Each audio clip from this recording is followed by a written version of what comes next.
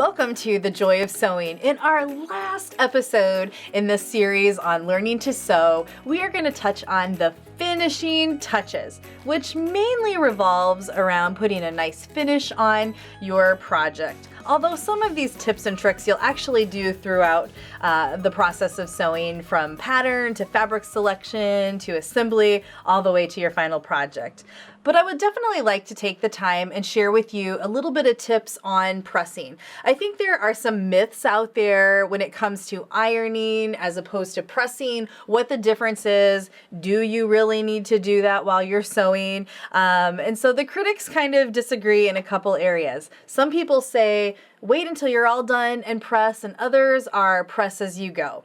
I think I would like to share the difference. In sewing industry, in factories, they don't sew a seam, take it to the iron and press it. They knock out garments start to finish, and if pressing is part of the process, they will then do things like collars and hems or whatnot. But in custom sewing, when you're doing projects on your own, I personally feel that it's really important to put a good press on seams. If you're making a collar, like I have on this jacket, for example, those are things that you want to incorporate your ironing or your pressing as you put your project together, because when you get to the end, you pretty much are going to have just minimal touch-ups that you'll need to do, and you're going to have a nice finish, and it also helps you in the sewing process. So let's get started here. The difference between pressing and ironing relates to how you move the iron. And I'm going to share with you a couple different iron types, but let's just use this one right now. Pressing is where you take the iron and you literally press down.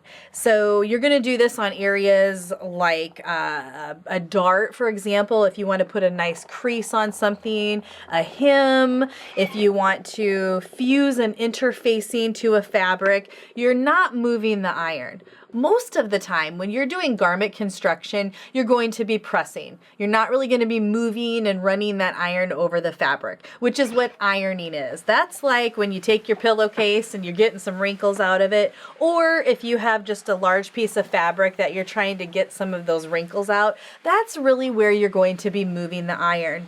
The reason being is that you don't want to be moving the iron in mid-assembly, because you're going to be maybe shifting seams, or if you're in the process of folding a pleat, you don't want to make the fabric shift. So that is the difference. And again, I like to do that throughout the assembly because it just does give you a little bit more professional results. Okay, we have all different kinds of irons. Most sewers out there are going to have something that looks like this. Now, this Oliso has some automatic feet on it where it's going to raise and lower. Other irons are just going to, you're going to need to set them up so that they don't burn the table. But this one has a safety feature where it lifts itself off the table. Here's another little iron. This is more portable, a travel iron. It's not going to have as much gumption as your bigger irons will have, but it's really great for throwing in your suitcase or going to a sewing class. An iron like this Laura Star Lift right here has an actual boiler tank in it where it's heating the water outside the body of the iron, running it through a cord, and then you're going to just simply push the button. And I don't have this plugged in, so thus I can touch it, but all of your buttons and things are over here. You're just going to push the button here to create the steam. I have one of these in my studio, and it's a really, really great iron. But just know that things that you want to look for in an iron are a weight. You don't want the lightest, cheapest iron that's out there on the market. You really do want a reliable iron that has a little bit of weight to it. The key to pressing is heat and pressure. So when you're reading the box of your iron, or if you go to maybe your local sewing machine dealer, if they sell irons, they're going to be able to tell you irons that have really good heating elements, ones that are going to be adjustable. There's a knob on this one for different types of fabrics. So if I turn that, I have a wool setting, I have a synthetic setting, which is a little softer. I have a cotton setting, which is going to be hotter, and I just have a little bit of flexibility that way. A steam feature is also important, and that's this button right here, that if I push that, and we never hold it down, we just give it a little puff of air, but that moisture is really key for getting some moisture and then also helping to set really solid creases. Now, I also use an industrial iron. I don't have one of those here, but you can check those out online if you would like. But I actually learned how to use one of those years and years ago, and it really taught me a lot about how I work with my fabrics and getting really good finishes. And so I'm going to share a little bit of those tips and tricks that I learned in tailoring with some of the tools I have here. But the biggest thing about an industrial iron is that it's much heavier, and then it just has a lot of weight to it, so you can really push down and get a good crease on your fabrics. Okay, let's look at some of these extra tools we have here. This is called a clapper, and there's some variations of this on the market, but I love tools like this because it allows you to press. And actually, let's demo on some of this fabric right here. This allows you to get some heat in your garment. So I'm going to push down and I'm going to let that sit for a minute. Then I can take my clapper and press down really hard where I'm ironing. Why that's important is that is pressure. If you want to have a really good crease on a hem, I might turn that under, put some heat on it. I'm going to press with my iron. Maybe put some steam in there, especially because this is wool. Let that sit, and then I'm going to take the clapper and I'm going to press down. What's happening here is that I'm conducting the heat, and the faster you can conduct the heat out of wherever you're pressing, the sharper of a crease that you're going to have. And that's one thing that I definitely took from tailoring. And another tip is that you want to let all the heat be removed out of there before you even move your fabric. So let it cool. Okay, now this is nice and cool. We can see what the crease looks like on the inside as well as the outside. It's a nice sharp crease. Let's just pull this around here and just kind of do something lightly. Let's just put a little steam on it and stop. Okay, and without using the clapper. Let it kind of cool. And you can see, if you look really closely, there is a faint crease line there, but that's actually, if I rubbed that, I could probably get that to disappear, whereas I can't rub that crease out of that fabric. So that crease is set in there. Using a clapper, conducting the heat out of there is the biggest technique I think that you can do for effective pressing and ironing. However, some fabrics you're not going to want to get in there right with the iron. You might want to use a tool that's called a pressing cloth. So let's talk about a few of these extra accessories right now. The swatch of fabric I have right here is a wool, so it's pretty durable. It's going to be able to take some of the heat. Let's see if I can get a little bit of my crease out there with that. But if you have a lighter fabric that maybe has a sheen or a finish on it, maybe it's a synthetic fabric like a monofilament or something where you really don't want to touch the base of the iron right on it, you're going to put a pressing cloth down. It's going to act as a buffer, so it's going to help you apply heat to the fabric but not burn or ruin the surface of the fabric. So just know that that is a tool or an option for you. And then you, of course, can still use a clapper again once you have kind of that safety feature of a pressing cloth. You can purchase pressing cloths. You can use a pillowcase. You can use cotton muslin. There's several versions of that are available. All right. Because we're using the clapper, we're conducting heat. You don't really want to take your hands and conduct heat, although I actually learned that, but it's not safe, so I do not recommend that. But I do have one of these little perfect pressing mitts, and I love this tool because you have a safety layer there, and you can hold the mitt on the back side. So for example, if you had an area that you needed, let me switch that around because I'm right-handed, but if you needed to elevate, or maybe you're holding something under your jacket or whatever, you can still do the same thing by ironing or pressing, depending on what you're doing.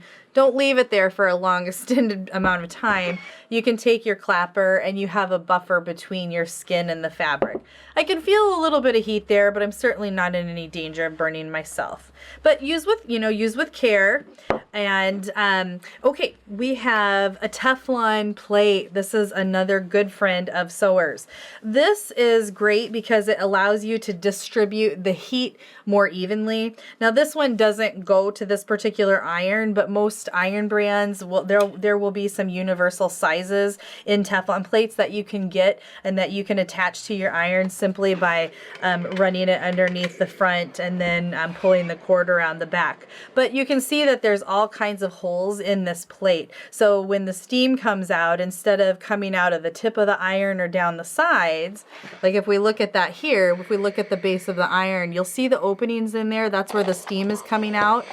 And it distributes it fairly well, but a Teflon plate is going to allow even better distribution. It's going to prevent more water spots and things like that as well. So, and you can also pop that off of your iron, clean the plate, which is this metal part, and you're not going to have any of that gunk on your fabric. So I would really recommend a Teflon plate for your iron.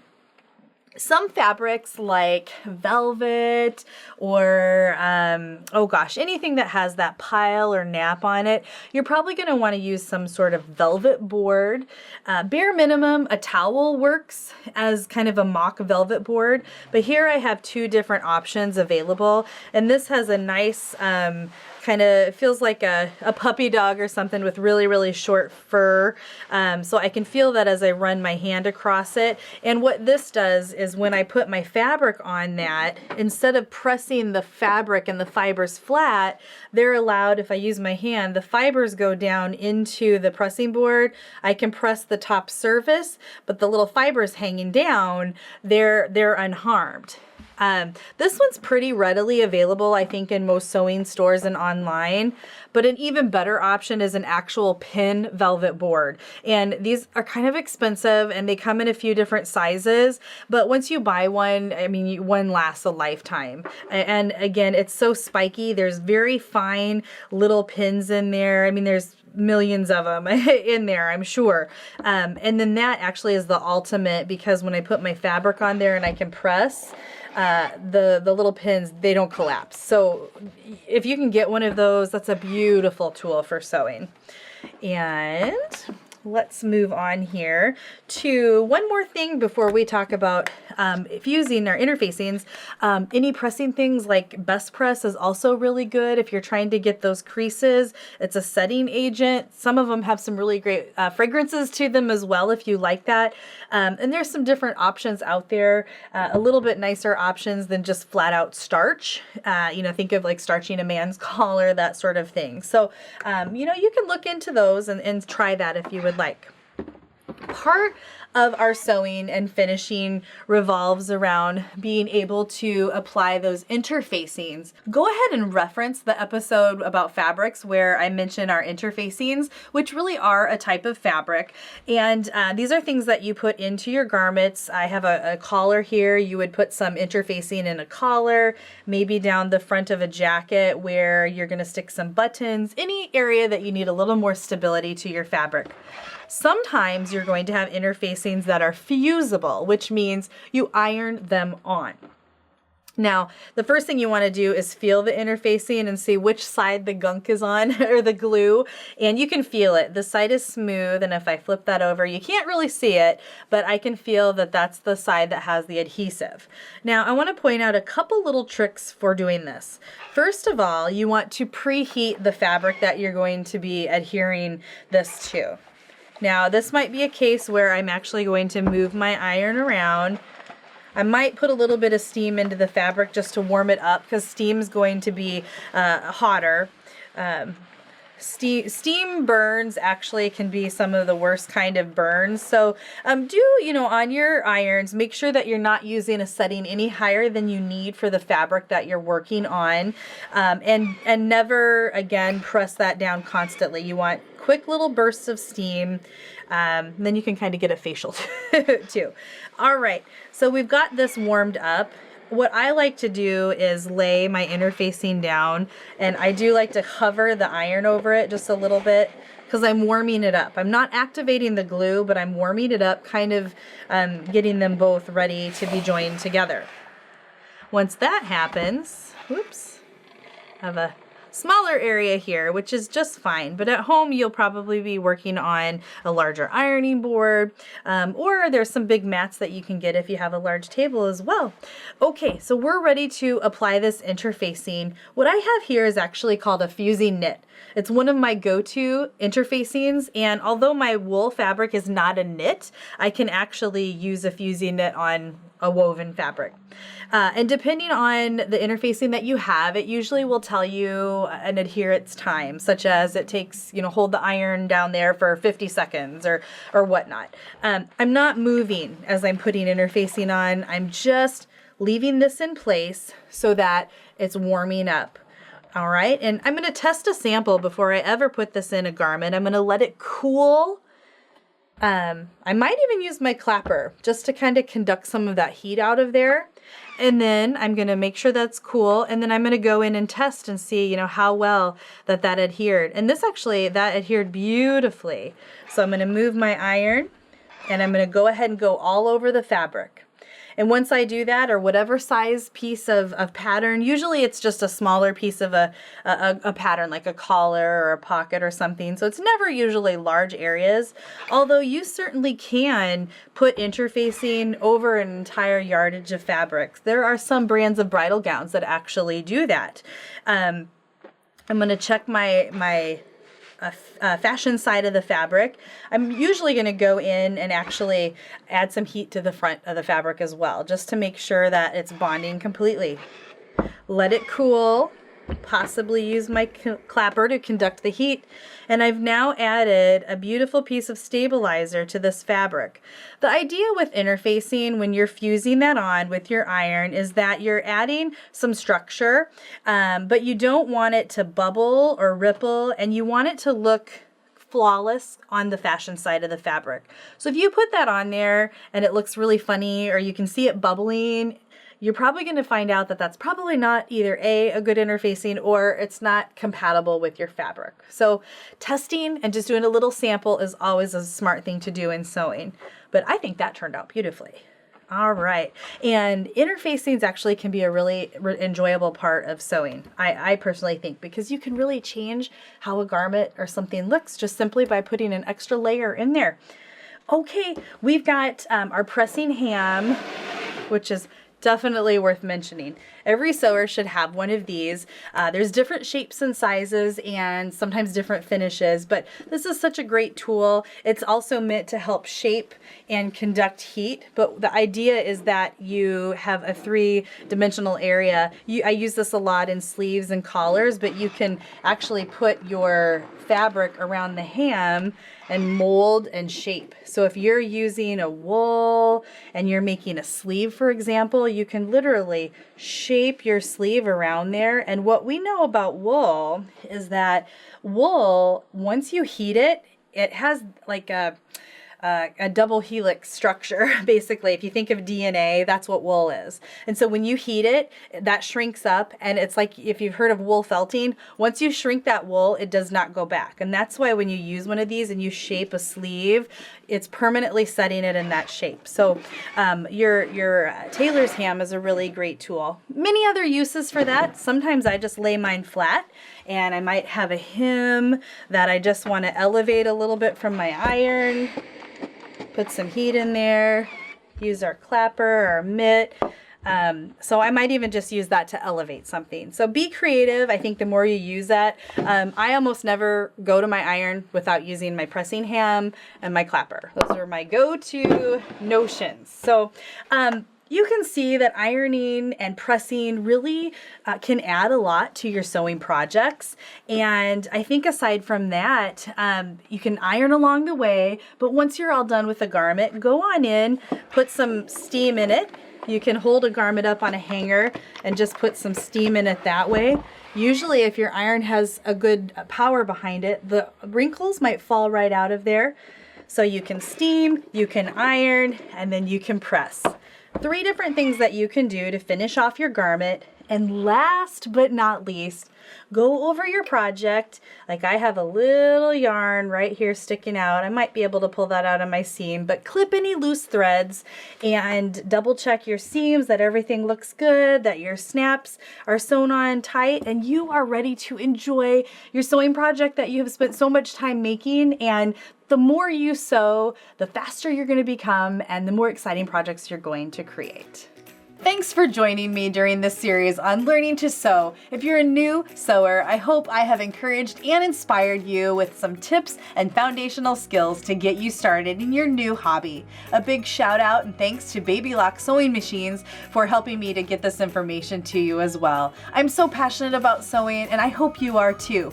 For more information on my products, you can check out my website at designerjoi.com and check me out on Facebook, Instagram, and social media also under Designer Joi. If you want more inspiration or ideas, you can certainly check out your local Baby Lock retailer. They can help you pick out your sewing machine and provide more inspiration in classes, or go to the Baby Lock website for more inspiration at babylock.com.